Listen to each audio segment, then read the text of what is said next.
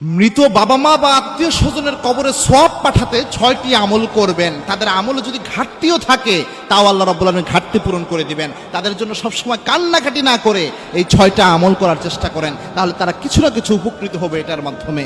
গুরুত্বপূর্ণ একটা বিষয়, মনোযোগের সাথে শোনার চেষ্টা করবেন। মনে রাখবেন, মৃত বাবা মা আমাদের যাদের রয়েছে, আমাদের তো একটা ইমোশনের জায়গা, অনেক ক্ষেত্রে কিন্তু কষ্ট লাগে এই বিষয়টা। সুতরাং এটা যখন হবে 6টা আমল করবেন। 1 নাম্বার হচ্ছে, প্রথম তাদের জন্য দোয়া করবেন। দোয়া খুব গুরুত্বপূর্ণ একটি বিষয়।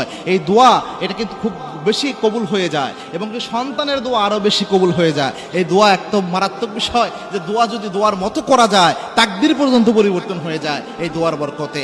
আল্লাহ ইরদ্দুল কদা ইল্লা বিদুআ, দোয়া দিয়ে তাকদীর পর্যন্ত পরিবর্তন হয়ে যায়। এবং কি আল্লাহর হাবিব সাল্লাল্লাহু আলাইহি ওয়াসাল্লাম জানিয়েছেন, ইযা মাতাল ইনসান ইনকাতা আনহু আমালুহু, যখন একজন মানুষ মারা যায় তার সমস্ত আমলের রাস্তা বন্ধ হয়ে যায় 3টা ছাড়া।